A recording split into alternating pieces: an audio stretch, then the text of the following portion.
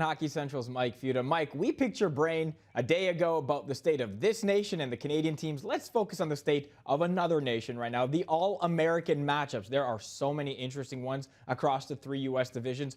Which matchup are you the most excited about?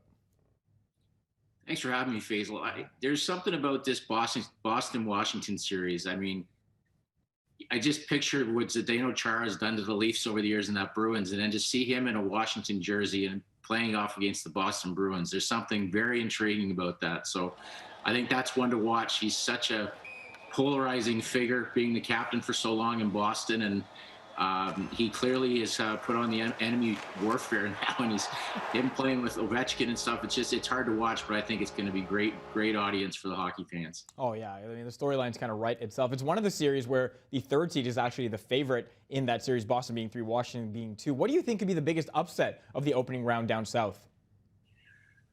You know what? I think there's if Florida were able to pull it off against Tampa, I think that's got to be it. Anytime you defeat the champions, it's a huge feather in your cap. But this Florida team, you know, Bill Zito's first year, he made a couple moves.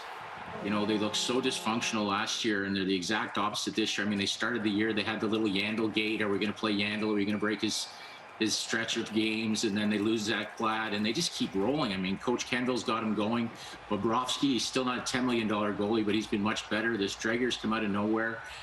For a team that's only made the playoffs 5 times in 26 years, it'd be a huge feather in their cap if they could knock off the champs. Get the Rats on the ice again. Yeah, and they finished ahead of Tampa Bay as well. We know Tampa's getting a couple of their big players back, but still, a battle of Florida in the NHL playoffs. I mean, who would have thought? Listen, any particular players you think would be primed for one of those breakout performances we see every postseason?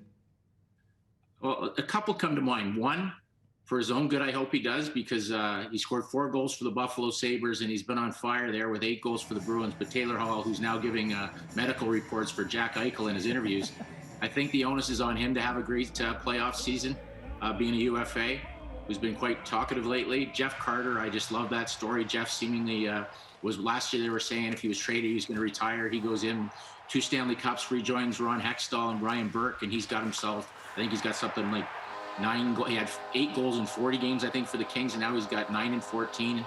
But the real intriguing one for me is last year at this time, everybody had written Fleury off. He was the backup.